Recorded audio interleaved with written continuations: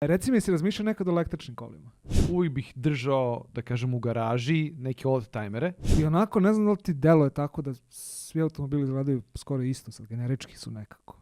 Slušaj sad ovo, težanja stiže pisanje novo. Slušaj sad ovo, slušaj sad ovo. Kuda ide savremena autoindustrija? Kuda ide? Kuda ide? Pa evo, mogu ti reći iz svog primjera, kad sam birao kola pre pola godine, bukvalno sam bio u fazonu šta uzeti, šta danas kupiti i biti zadovoljan. Šta uzeti, koju poruku poslati? Da, bukvalno. Ostao sam na kraju, nemam pojma. I onda sam na kraju išao i gledao šta mi se sviđa ovako i to je to. Tako sam i uzeo kola. Nisam na kraju imao da kažemo, hoću baš ta kola, su mi ludilo i to sam zacrtao. Ne znam da li si ti imao takva iskustva. Ja imam to iskustvo na nedeljnom nivou, mislim, za kola. Jeste da se kupuju kola jednom u 5 godina, barem u ovom slučaju, ali na nedeljnom nivou se proverava šta je izašlo novo. Pa to mi je omiljena aplikacija. Reci mi, si razmišljao nekad o električnim kolima?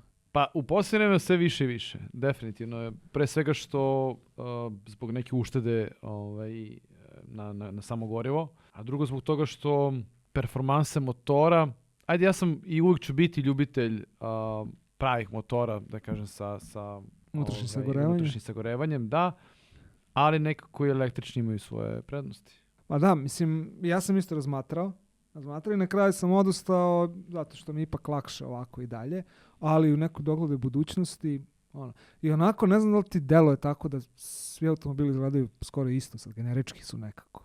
Ne znam da li imaš taj osjećaj. Sad da imam, da mogu da biram da je kolekcija automobila, uvijek bih držao, da kažem, u garaži neke oldtimere, definitivno. Mm-hmm.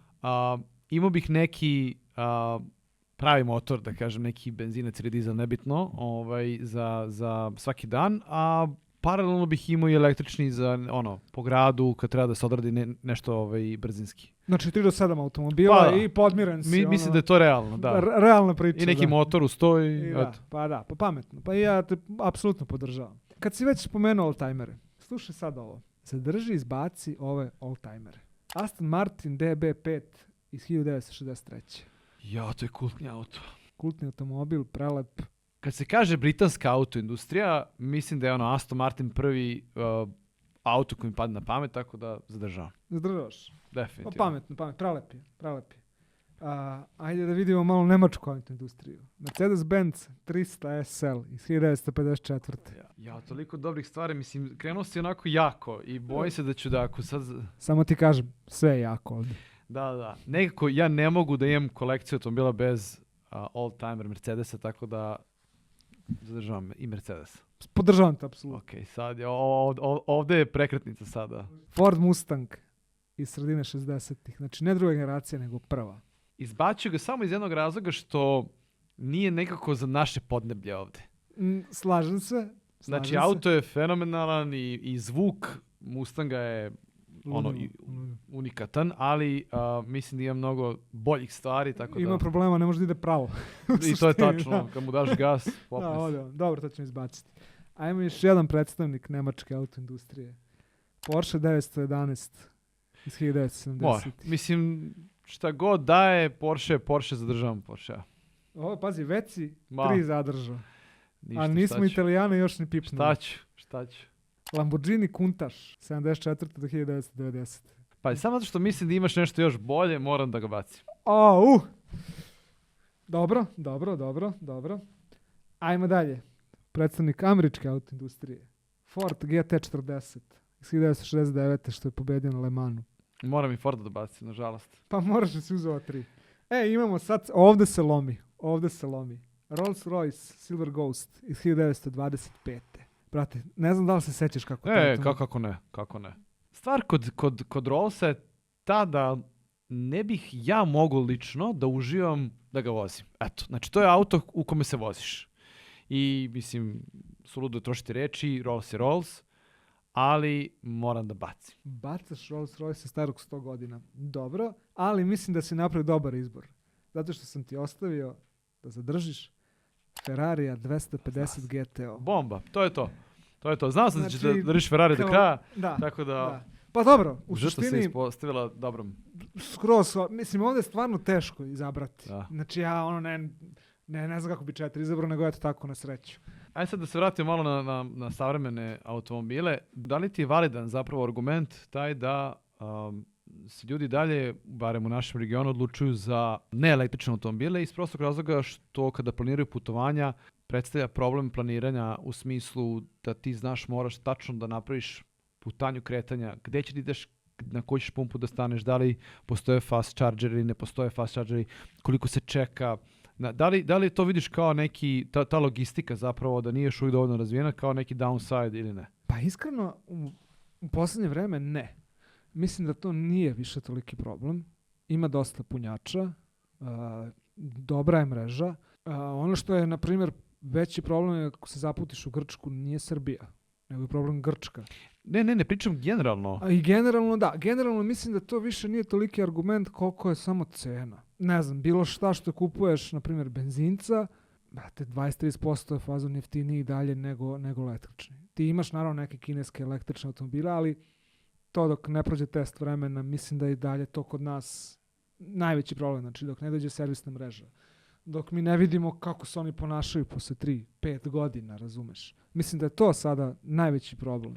Mislim da kada je pitao stariju generaciju, napravo naših roditelja, sigurno, u velikoj većini slučajeva znaju mnogo više o kolima nego mi u smislu da popravi i tako dalje, da nikad ne bi se odlučili za električni auto i baš iz tog razloga što šta ako se desi na putu da, ne znam, auto prokuva, na primjer, mislim sad to ne može se desiti električnom, ali se desi nešto tog sličnog tipa, da oni nisu u mogućnosti da uzmu izvode alat i da na licu mesta zakrpe toliko da ti dozvoli da se došlepaš do nekle. Pa brate, ja imam kontraargument na to. Da li sad i ti stariji ljudi koji znaju da otvore sad, na primjer, moje kola, šta može da uradi njima? Ne može ništa. Ne može ni tvoje ni moje. Znači da sve zapakovano, ti bez alata i bez dizalice, ti ništa ne možeš da uradiš. Tako da taj mi argument, možda to u njihovim glavama i dalje argument, ali mislim da to vreme je odavno prošlo. Davno je prošlo kad si mogao čarapu da staviš da vrti umjesto kaiša i da ide dalje, razumeš? Ajmo sad kada smo kod automobila starih i novih. Slušaj sad ovo. Imaš 15 € da napraviš auto iz budućnosti. I krećemo sa najbitnijim, a to je motor. Ajde. Za 1 € dizel 150 konja. Dao sam ti mnogo za 1 € si dobio već mi punu kapu, ali ajde. Za 2 € benzinac 200 konja. Turbo benzinac 200 konja, izvini. Dobro. Za 3 € hibrid 300 konja. Za 4 € full electric auto 450 konja i za 5 € full electric 650 konja. Šta će ova balkanska glava da potroši 1 € i da bude srećan. Ali ne, ajde kad se već igramo. Verovatno bih uzeo, znači sad za moje potrebe za 2 € benzinca 200 konja, bilo bi mi top. Ali igramo se i uzet ću električni automobil za 4 €. Znači, Pazi, to je auto budućnosti. Znači, da, 450 konja je znači, sasvim dovoljno. Idemo na možda najbitniju kategoriju kod žena, to je boja automobila. Znaš kad ih pitaš kakav je auto, pa on je plavi. 1 €. 1 €, obično bela boja. 2 € obično plava boja. 3 € mat siva. 4 € perlo efekat, bilo koja boja.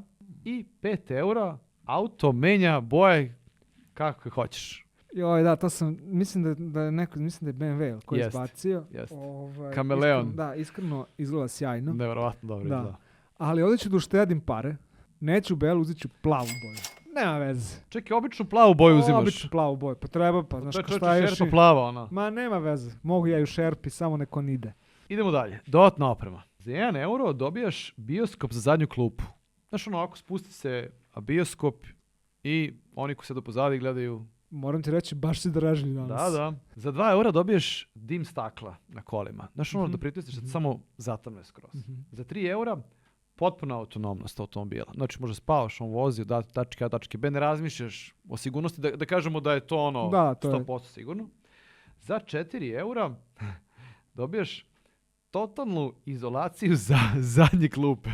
To je kada voziš decu i kad se ti popra na glavu, samo pregradiš ovako, totalna sound izolacija i to je to. 5 eura može da leti auto. Pa ovdje ću potrošiti pare. Sve ovo je lepo i super, ali brate, daj da letim. Kada letim u gužvu, samo da odlepršam. Tako Bravo. da 5 eura trošimo tu. Bravo, znači, ostalo ti sada 4 eura da potrošiš. Sigurno nešto dobro. Posljednje kategorije su suvozači. Za 1 euro dobiješ psa koji se linja. Evo. Za 2 eura dobiješ nekog nepoznatog stopera. Za 3 eura dobiješ komšiju koji te pita da ga tu povežeš malo do grada. Nešto krenuo na autobus, ali mu se ne ide. Za 5 eura ne možeš da dobiješ, pošto si potrošio sve, devojku ili ženu da ide s tobom. A za 4 eura si dobio puna kola daleke rodbine sa sela. Ajde, dobro, uzet ćemo četvorku. Ajde, Uzimaš rodbinu sa sela. Nema veze, da se malo izgrlimo, izljubimo, izvozamo. Ajde, molim te. Biće dobar put. Da. Ajde, kad smo već napravili ovo vozilo, interesuje me, da li misliš da će doći moment da će totalno izumreti automobili sa unutrašnjim sagorevanjem? Pa mislim da sve ide ka tome da ih totalno i mislim da je čak i donet zakon sada u nekim zemljama poput Belgije, da do 2026. ja mislim da motori gledaju da izbace motore s unutrašnjim sagorevanjem, barem u centru grada, tako nešto. A da, to ima već davno u Nemačkoj i u nekim gradovima, ali nešto im ne ide to.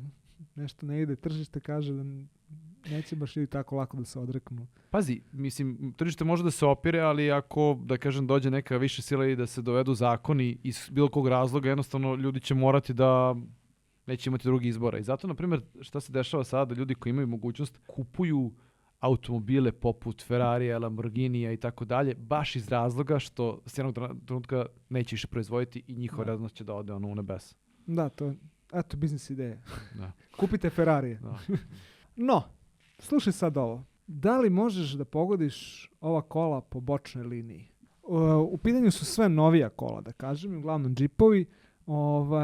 Imam jedno zapažanje, pa ćemo posle da ga razložimo. Da li znaš koje su ovo kola? Ovo je neki, da nije Volvo ovo? Ne. Nije, ovo je onda Toyota. Ne. Bože, ovo je Škoda. Ne. Bio si pogodio zemlju, u Japanu je. Honda, ali znaš koja je? CRV? Tako je. Wow. Ajmo sljedeći. Ovo je Land Rover. Bravo, jeste. Da li znaš ova kola? Ovo je novi Santa Fe. Bravo, meni se jako dopada. I meni isto. Ovo je malo pozadije je kritičan, ali... Da li znaš ova kola? Da nije ovo oni Gili? Ne. Spoiler me malo buni ovdje. Ne, mogu ti baš lako sve dati. Da nije opet neka Honda? Ne, ali si pogodio zemlju. Mislim da sam već rekao, ovo je RAV. RAV četvorka, jeste, bravo, dobro.